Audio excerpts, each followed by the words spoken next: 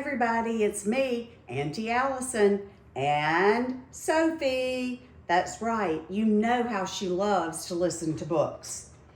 Today, we're going to read a book called Chester's Way by Henkes. It is such a cute book, and I want you to notice how Chester changes throughout the book.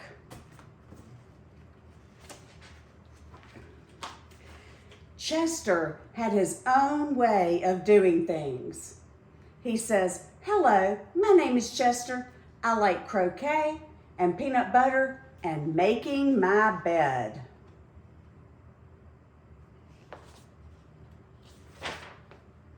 He always cut his sandwiches diagonally. He always got out of bed on the same side, and he never left the house without double knotting his shoes. Chester always had the same thing for breakfast: toast with jam and peanut butter. And he always carried a miniature first aid kit in his back pocket, just in case. "You definitely have a mind of your own," said his mother. "That's one way to put it," said Chester's father. So Chester does everything the same way day after day. Does he sound very flexible? No, he is very rigid. That's a big word for us to use today. Rigid means they're not going to change much. All right, let's find out. Chester's best friend, Wilson, was exactly the same way. That's why they were best friends. Chester wouldn't play baseball unless Wilson played. They never swung at the first pitch or slid head first. Wilson wouldn't ride his bike unless Chester wanted to, and they always used hand signals. If Chester was hungry, Wilson was too, but they rarely ate between meals. "Someday I can't tell those two apart," said Wilson's mother. "Me either," said Wilson's father. Chester and Wilson, Wilson and Chester, that's the way it was.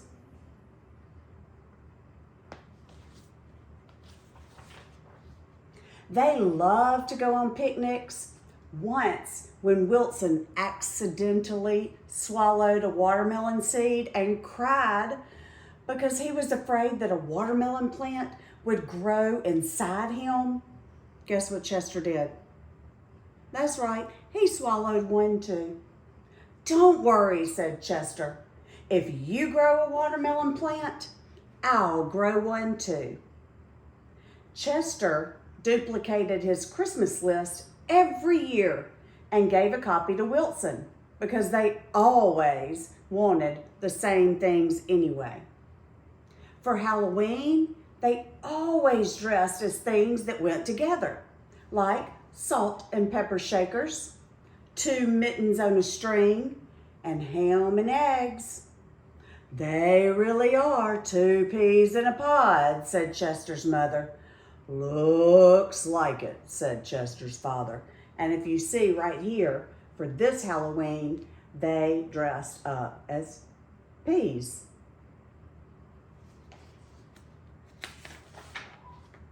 In spring, Chester and Wilson shared the same umbrella. In winter, they never threw snowballs at each other. In the fall, they raked leaves together. And in summer, they reminded each other to put on sunscreen so they wouldn't burn.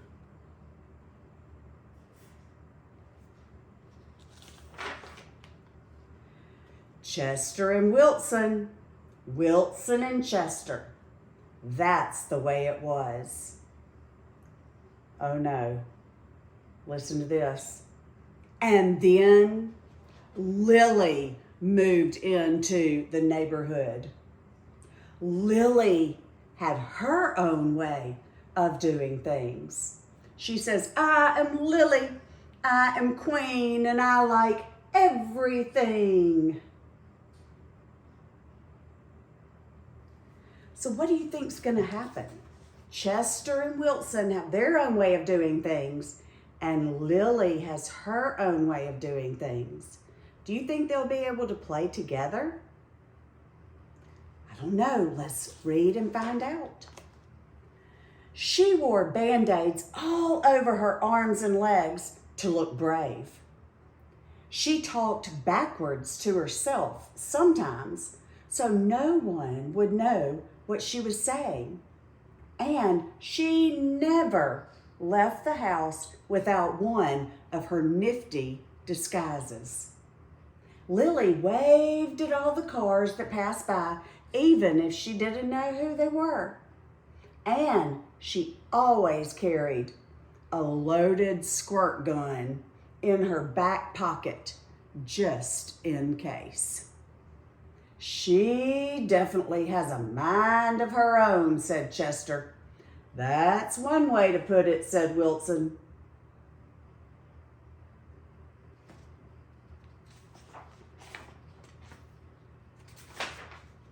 When Lily asked Chester and Wilson to play, they said they were busy. When she called them up on the phone, they disguised their voices and said they weren't home. If Lily was walking on one side of the street, Chester and Wilson crossed to the other side. She's something else, said Chester. Looks like it, said Wilson. Does that sound very nice? Do you know what they were doing? They were avoiding Lily. Then, one day, while Chester and Wilson were practicing their hand signals, some older boys rode by, popping wheelies. Then they circled Chester and Wilson and yelled personal remarks. Chester and Wilson didn't know what to do. And just when they were about to give up hope, a fierce-looking cat with horrible fangs jumped out of the bushes and frightened the boys away.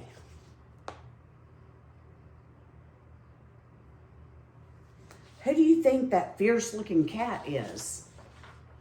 Let's wait and see. Are you who I think you are?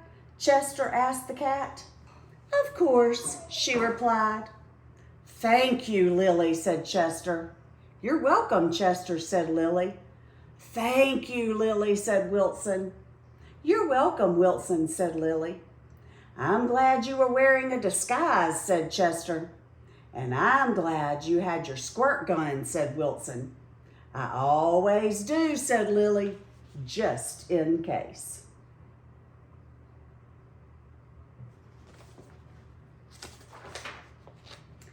Afterward, Chester invited Lily over for lunch. You have a Muscle Mouse cup, said Lily. Of course, said Chester. I do too. Same here, said Wilson. Chester and Wilson cut their sandwiches diagonally.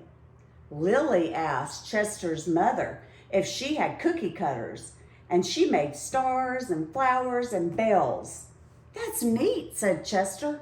Wow, said Wilson. That night, Lily invited Chester and Wilson to sleep over.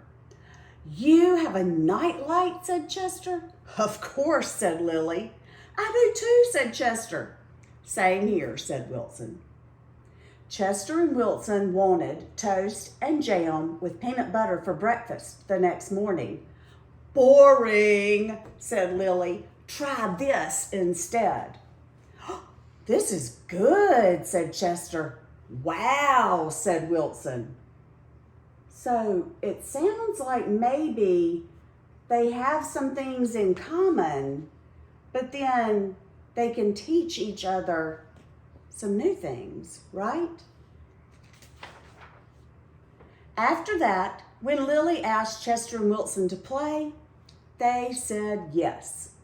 When she called them up on the phone, they had pleasant conversations. And if Lily was walking on one side of the street, guess what? Chester and Wilson waved and ran to catch up with her.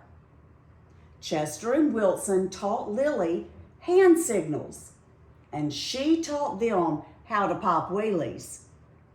Lily taught Chester and Wilson how to talk backwards, and they taught her how to double knot her shoes. Do you think they're having fun teaching each other things? Yeah, I do too. It's neat how now they all are being flexible, and they're having fun learning new things. Some days I can't tell those three apart, said Lily's mother. Me either, said Lily's father. Chester and Wilson and Lily. Lily and Wilson and Chester. That's the way it was. For Halloween, they dressed as 3 blind mice. For Christmas, Lily gave Chester and Wilson nifty disguises, and they gave her a box of multicolored shoelaces, extra long for double knotting. They loved to go on picnics. When Chester and Wilson told Lily about how they had each swallowed a watermelon seed once, Lily swallowed 3 of them. I'll grow a watermelon plant for each of us, she said.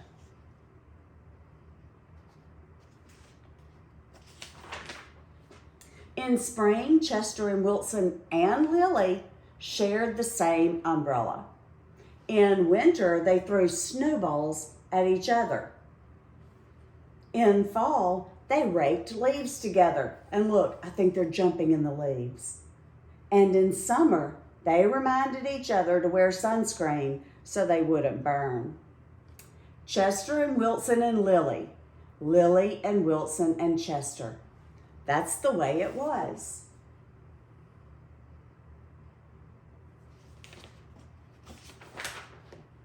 And then Victor moved into the neighborhood. Oh no. What do you think's going to happen now? I don't know. Did Chester and Wilson and Lily change from the beginning of the story to the end? Yes, they did. They changed from someone who was set in their ways and didn't want to learn new things to someone who was flexible, and then ended up seeing that they did love to learn new things. Boys and girls, don't be afraid to try something new. You just never know when you're going to really love it. I hope you enjoyed the story, Chester's Way by Kevin Henkes, and I will be back soon with another fun story to read to you. Bye!